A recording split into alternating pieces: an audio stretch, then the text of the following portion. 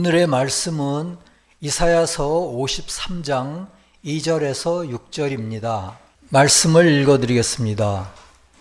그는 주 앞에서 자라나기를 연한 순 같고 마른 땅에서 나온 뿌리 같아서 고운 모양도 없고 풍채도 없은즉 우리가 보기에 흠모할 만한 아름다운 것이 없도다. 그는 멸시를 받아 사람들에게 버림받았으며 강고를 많이 겪었으며 질고를 아는 자라.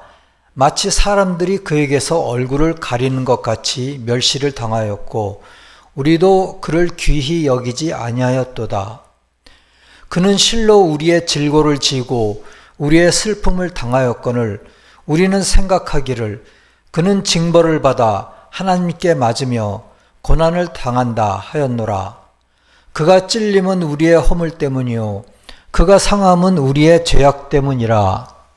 그가 징계를 받음으로 우리는 평화를 누리고 그가 채찍에 맞음으로 우리는 나음을 받았도다. 우리는 다 양 같아서 그릇 행하여 각기 제 길로 갔거늘 여호와께서는 우리 모두의 죄악을 그에게 담당시키셨도다. 7절부터도 읽어드리겠습니다. 그가 곤욕을 당하여 괴로울 때에도 그의 입을 열지 아니하였으며 마치 도수장으로 끌려가는 어린 양과 털 깎는 자 앞에서 잠잠한 양같이 그의 입을 열지 아니하였도다. 그는 곤욕과 신문을 당하고 끌려갔으나 그 세대 중에 누가 생각하기를 그가 살아있는 자들의 땅에서 끊어짐은 마땅히 형벌을 받을 내 백성의 허물 때문이라 하였으리요. 10절입니다. 여호와께서 그에게 상함을 받게 하시기를 원하사 질고를 당하게 하셨은즉 그의 영혼을 속건 제물로 드리기에 이르면 그가 씨를 보게 되며 그의 날은 길 것이요 또 그의 손으로 여호와께서 기뻐하시는 뜻을 성취하리로다. 그가 자기 영혼에 수고한 것을 보고 만족하게 여길 것이라. 나의 의로운 종이 자기 지식으로 많은 사람을 의롭게 하며 또 그들의 죄악을 친히 담당하리로다. 그러므로 내가 그에게 존귀한 자와 함께 몫을 받게 하며 강한 자와 함께 탈취한 것을 나누게 하리니 이는 그가 자기 영혼을 버려 사망에 이르게 하며 범죄자 중 하나로 헤아림을 받았음이니라. 그러나 그가 많은 사람의 죄를 담당하며 범죄자를 위하여 기도하였느니라. 계시록 해설 365번 31항을 읽어드리겠습니다. 주님과 결합한 사람들에게 평화란 천국과 영원한 삶을 뜻합니다. 왜냐하면 주님이 천국과 지옥의 모든 것을 당신의 질서 가운데로 끌어내려 굴복시키지 않았다면, 그리고 동시에 당신의 인성 안으로 불러들인 시험을 통해 인성을 영화롭게 만드시지 않았다면 인류는 어떤 방법으로도 구원받지 못했을 것이기 때문입니다. 2024년이 가고 이제 마지막 예배를 드립니다. 성탄 주간에 우리는 주님의 탄생을 기뻐하였습니다. 이제는 주님의 성장하시는 이야기를 하면서 우리를 돌아보고 새해를 출발하는 마음가짐을 새롭게 가지려 합니다. 주님께서는 영원부터 계셨던 신성한 분이십니다. 그분이 지상에 오신 것입니다. 그것에 대해서는 지난번 설교에서 말씀드렸죠. 그분은 전능하신 하나님이시며 영존하시는 아버지이시며 평강의 왕이십니다. 그러나 지상에서의 생애 동안 그분은 다른 무엇보다도 멸시와 배척을 받으셨습니다. 그는 우리의 허물 때문에 상처를 입으셨습니다. 그가 상함은 우리의 죄악 때문이었습니다. 서의 2절은 주님의 어렸을 때의 연약한 모습을 묘사하고 있습니다. 그는 주 앞에서 자라나기를 연한 순 같고 마른 땅에서 나온 뿌리 같아서 고운 모양도 없고 풍채도 없은즉 우리가 보기에 흠모할 만한 아름다운 것이 없도다. 이 말씀은 어떤 말씀일까요? 이 말씀에서 연한 순과 같다는 것은 그 당시 소년 주님에게 있는 선과 진리의 결합이 약했다는 뜻입니다. 천국의 비밀 3308번에서 말하기를 소년은 선과 진리의 결합이 약하다는 것을 의미한다고 하였습니다. 그리고 우리가 추정하기는 마른 땅이라면은 선과 진리가 없겠죠. 거기서 또 뿌리가 나오는데 그 뿌리는 굉장히 생명력이 없고 또 자라서 열매를 맺기가 어렵겠죠. 그렇게 추정해 볼 수 있고요. 고운 모양도 없고 풍채도 없은즉 흠모할 만한 아름다운 것이 없도다 하는 것은 우리는 주님이 아름답지 않다는 것이 아니고 영적으로 선과 진리의 모양이 갖추지 않았기 때문에 그렇다는 것입니다. 사실은 주님은 지혜와 키가 자라면서 사람과 하나님 앞에 아름답게 성장하신 것입니다. 주님은 하나님의 도움을 받아 몸과 마음이 점점 자라났습니다. 누가복음을 41절부터 읽어보겠습니다. 그의 부모가 해마다 6월절이 되면 예루살렘으로 가더니, 그러니까 주님의 부모는 어렸을 때부터 매년 6월절이 되면 예루살렘으로 갔습니다. 예수께서 12살이 되었을 때 그들이 이 절기 관례를 따라 올라갔더니 그 날들을 마치고 돌아갈 때 아이 예수는 예루살렘에 머무셨더라. 그 부모는 이를 알지 못하고 동행 중에 있는 줄로 생각하고 하룻길을 간 후 친족과 아는 자 중에서 찾되 12살 아이 예수님은 예루살렘에 머무르셨어요. 그 돌아가는 동행에 같이 하지 않고요. 근데 부모는 동행 중에 있으리라 하고 생각을 하고 간 것이에요. 근데 하룻길을 가다 보니까 안 보이는 거예요. 그래서 친족과 아는 자 중에서 계속 찾았죠. 그래서 도저히 안 되겠다 하고 만나지 못함에 예루살렘으로 돌아갔습니다. 사흘 후에, 3일 후에, 그러니까 하루를 걸려서 예루살렘으로 돌아갔겠죠. 이틀 동안 찾았겠죠. 근데 3일 후에 성전에서 예수님을 만난 것이에요. 근데 보니까 그가 선생님들 중에 앉아가지고 그들에게 듣기도 하고 묻기도 했어요. 근데 듣는 자가 다 그의 지혜와 대답을 아주 놀랍게 여겼어요. 예수님의 부모가 깜짝 놀라면서 아이야, 어찌하여 우리에게 이렇게 하였느냐? 네 아버지와 내가 근심하여 너를 찾았노라. 어찌하여 얘기도 안 하고 예루살렘에 남아서 성전에 들어갔느냐 하고 어머니는 마리아 어머니께서는 이렇게 좋은 말로 타이르듯이 얘기를 하셨어요. 근데 예수님께서는 이르시되 어찌하여 나를 찾으셨나이까? 내가 내 아버지 집에 있어야 될 줄을 알지 못하였나이까 하시니 예수님께서는 죄송합니다 이렇게 얘기하신 게 아니고 내 아버지 집에 있어야 될 줄을 알지 못하셨나이까 하고 대답을 하셨어요. 깜짝 놀랬겠죠. 근데 부모가 마리아와 요셉은 무슨 말이지 하고 깨닫지 못했는데 마리아 어머니는 이 모든 말을 마음에 새겨두었어요. 그리고 함께 내려가서 나사렛에 이르러 순종하여 받드시더라. 나사렛에 이르러서는 부모의 말에 완전히 순종하면서 또한 부모님을 받들고 또 아마도 목수의 기술을 배우고 아버지의 목수의 일을 거들고 또 커서는 목수의 일을 또 분담해서 하시지 않았을까 생각됩니다. 근데 예수님께서는 지혜와 키가 자라가며 하나님과 사람에게 더욱 사랑스러워 가시더라. 예수님께서는 지혜도 자라고 또 키도 자라시고 하나님과 사람에게 더욱 사랑스러워 보이는 모습으로 자라신 것입니다.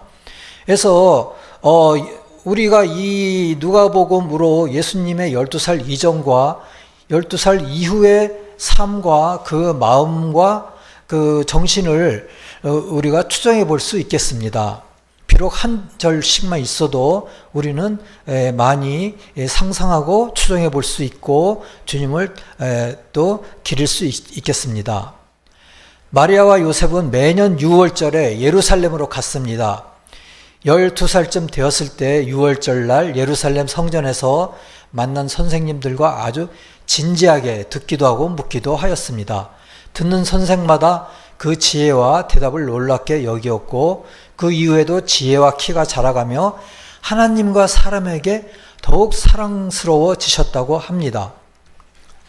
그리고 12살 이후에도 아마 매년 성전에 가셨으리라고 생각됩니다. 그리고 아마 예루살렘 그 성전의 선생님들과 아주 친해졌을 것입니다. 그대로 계속 성장을 하셨다면 아마 유대의 유명한 선생이 되었지 않았나 그런 추정도 해봅니다. 그런데 주님은 박해를 받으셨어요. 왜 박해를 받으셨을까요? 34절에서 누가복음 34절에서 보면은 시므온이 나오죠. 지난 주에 말씀하신 그 시므온이 또 주님을 축복하였는데 34절에 보면 그들에게 축복하였고 그의 어머니 마리아에게 말하여 이르되 보라 이는 이스라엘 중 많은 사람을 패하거나 흥하게 하며 비방을 받는 표적이 되기 위하여 세움을 받았고 라고 하였습니다. 패하거나 흥하게 한다는 것을 영어로는 영어 성경에서는 falling and rising으로 되어 있습니다. 그러니까 사람을 떨어뜨리기도 하고 사람을 세우기도 하고 또 다시 생각해 본다면은 사람을 또 비난하기도 하고 또 사람을 또 칭찬하기도 하고 그러신 거 아닌가 생각합니다. 더더군다나 주님은 회개하라 말씀하셨죠. 요한 사도는 처음에 회개하라고 말씀하셨습니다. 그와 같이 주님도 요한에게 세례를 받으신 다음에 공생애를 시작하시면서 천국이 가까이 왔느니라 회개하라 말씀하기 시작한 것입니다. 마태복음 5장 14절을 보겠습니다. 이는 선지자 이사야를 통하여 하신 말씀을 이루려 하심이라 일러스되 스불론 땅과 납달리 땅과 요단강 저편 해변 길과 이방의 갈릴리여 흑암에 앉은 백성이 큰 빛을 보았고 사망의 땅과 그늘에 앉은 자들에게 빛이 비쳤도다 하였느니라. 이 말씀은 이사야서 9장 2절에 그대로 나옵니다. 흑암에 행하던 백성이 큰 빛을 보고 사망의 그늘진 땅에 거주하던 자에게 빛이 비추도다. 이때부터 예수께서 비로소 전파하여 이르시되 회개하라 천국이 가까이 왔느니라 하시더라. 많은 사람의 허물을 지적하는데 누가 좋아하겠습니까? 그러면서 배척을 받으셨을 것이라고 우리는 생각합니다. 유대인들은 그 당시 교회의 마지막 상태이기 때문에 영적 맹인이었습니다. 그래서 유대인들은 주님에게서 신성한 모습을 보지 못했습니다. 그들 모두는 영적으로는 맹인이며 귀머거리였기 때문입니다. 유대인들이 영적으로 맹인이었다는 사실은 마가복음 6장의 말씀으로 잘 알 수 있습니다. 주님이 안식의 일에 회당에서 가르칠 때의 일입니다. 말씀에는 거기 모였던 사람들은 말하기를 안식일이 되어 회당에서 가르치시니 많은 사람이 듣고 놀라 이르되 이 사람이 어디서 이런 것을 얻었느냐? 이 사람이 받은 지혜와 그 손으로 이루어지는 이런 권능이 어찌 됨이냐? 아주 상당히 놀랬죠. 그런데 말하기를 이 사람이 마리아의 아들 목수가 아니냐? 야고보와 요셉과 유다와 시몬의 형제가 아니냐? 그 형제들의 맏형이 아니냐? 그 얘기죠. 또 그 누이들이 우리와 함께 여기 있지 아니하냐? 누이들도 있었어요. 목수의 아들인 예수일 뿐이 아니냐 하면서 예수님을 배척하였습니다. 가르침에는 놀랐지만 자연적인 인간으로 판단을 하면서 믿지 않은 것입니다. 근데 주님이 그 다음에 말씀하신 것이 있는데 그것은 성경책을 보시기 바랍니다. 그 주님의 말씀에 분노하면서 낭떠러지로 끌고 가서 밀어버리려고 하였습니다. 주님은 그 군중을 해치고 나오셨죠. 그 정도였습니다. 주님은 하나님을 믿는다는 사람들이 주님을 받아들이지 않고 오히려 배척하고 모독하는 것이 너무나 슬프고 안타까우셨을 것입니다. 그러나 주님은 이러한 시험을 스스로 받아들이신 것입니다. 주님은 스스로 원해서 고난을 받으셨습니다. 왜 그러셨을까요? 5절에서는 그 이유를 이렇게 말합니다. 그가 찔림은 우리의 허물 때문이요 그가 상함은 우리의 죄악 때문이라. 그가 징계를 받음으로 우리는 평화를 누리고 그가 채찍에 맞음으로 우리는 나음을 받았도다. 주님은 인간을 죄에서 구원하시고 궁극적으로 평화를 주시기 위해 고난을 택하신 것입니다. 그것이 계시록 해설 365번에 31항에서 말하고 있습니다. 주님이 천국과 지옥의 모든 것을 당신의 질서 가운데로 끌어내려 굴복시키지 않으셨다면, 그리고 동시에 당신의 인성 안으로 불러들인 시험을 통해 인성을 영화롭게 만드시지 않으셨다면 인류는 어떤 방법으로도 구원받지 못했을 것이다 라고 말합니다. 그러니까 주님은 당신의 인성 안으로 그러한 시험을 불러들이신 것입니다. 그러면서 당신의 인성을 영화롭게 만드신 것입니다. 그리고 그 당시는 천국과 지옥의 모든 질서가 무너졌던 시절이죠. 교회의 마지막 단계였습니다. 그래서 천국과 지옥의 모든 것을 질서 가운데로 굴복시키는 방법은 이 방법밖에 없으셨다고 합니다. 주님은 인간의 몸으로 지옥을 이김으로 해서 당신 안에 신성과 인성을 하나로 만드시고, 그리하여 신성한 인간인 동시에 하나님이 되기 위해 고난을 당하셨습니다. 지극히 영원하신 주님이 악하고 죄 많은 인간들에게 가까이 오시기 위해서는 그 길밖에는 없었습니다. 그것이 주님이 고난을 당하신 이유라고 합니다. 그래서 6절은 우리는 다 양 같아서 그릇 행하여 각기 제 길로 갔거늘 여호와께서는 우리 모두의 죄악을 그에게 담당시키셨도다 라고 말합니다. 이 말씀에서 양은 순진한 사람을 말합니다. 오로지 주님의 뜻대로만 행하는 사람이 순진한 사람인데, 지금 6절의 말씀에서의 양은 그런 순진한 사람이 아니고 주님의 뜻을 따르지 않고 육신의 욕망을 쫓아 사는 사람들입니다. 그러니까 다 제 길로 간 것입니다. 주님은 바로 그런 사람들을 위해서 세상에 오셔서 온갖 멸시와 죽음에 이르는 고통을 견디셨습니다.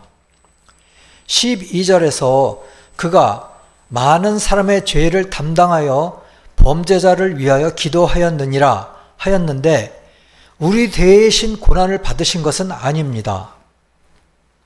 천국의 비밀 9937항에서는 말하기를 아무도 혼자서 지옥과 싸울 수는 없습니다.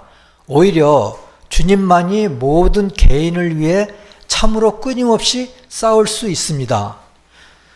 주님이 우리 각자를 위하여 지옥과 싸울 수 있으시는 것입니다. 그러나 그것은 우리 자신이 신성한 성과 신성한 진리를 받아들이는 정도에 따라서 각 개인에게 다르게 하십니다 라고 천국의 비밀에서는 말하고 있습니다. 주님은 높고 높은 천국에서 낮고 비천한 땅에 스스로 오셔서 기꺼이 고난을 받으셨습니다. 고난을 불러들이신 것이죠. 오직 인간들을 구원하시기 위해서입니다. 주님은 세상에 계시는 동안 사람들로부터 지독한 멸시와 천대를 받으시고도 끝까지 참으셨습니다. 한편으로는 당신 안에 계신 아버지 앞에 지극히 자신을 낮추셨습니다.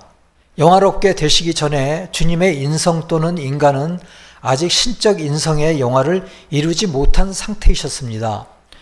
겟세마네 동산에서의 마지막 시험을 앞둔 기도에서 잘 나타나는데요. 그때 내 아버지여, 만일 할만하시거든 이 잔을 내게서 지나가게 하옵소서. 그러나 내 원대로 마시고 아버지 원대로 하옵소서 라고 기도하셨습니다. 대제사장과 빌라도에게 끌려가 신문 받으실 때도 자신을 위해 한마디 변론도 하시지 않았습니다. 사실 빌라도가 진리가 무엇이냐 하고 말씀하셨을 때 주님은 아무 말도 하지 않으셨습니다. 마치 내 자신이, 네가 보는 내 자신이 진리다라고 말씀하시는 것 같았습니다. 이사야서 53장 7절은 그것에 대해 예언하기를 그가 고난을 당하여 괴로울 때도 입을 열지 아니하였으며 마치 도수장으로 끌려가는 어린 양과 털 깎는 차 앞에서 잠잠한 양같이 그의 입을 열지 아니하였도다 라고 말한 것과 아주 일치합니다. 이러한 주님의 겸손을 우리가 묵상해야 하겠습니다. 한 해를 보내면서 겸손하지 못했던 일, 주님을 믿지 못하고 오래 참지 못했던 일, 이웃을 마음을 다해 사랑하지 못했던 일, 성과 진리보다 자아의 욕심을 기울어졌던 일, 또 주님에게 순종하지 않고 불순종했던 일 등을 반성합시다. 우리 모두가 새해에는 이러한 부분을 극복하고 주님으로부터 한 단계 더 나아가는 신성한 선과 진리를 받아들이는 성도님들이 되시기를 기원합니다. 주님의 그런 은혜가 성도님들과 함께 하시기를 기도합니다. 나는 마음이 온유하고 겸손하니 나의 멍에를 메고 내게 배우라. 그리하면 너희 마음이 쉼을 얻으리니 이는 내 멍에는 쉽고 내 짐은 가벼움이라 하시니라. 아멘.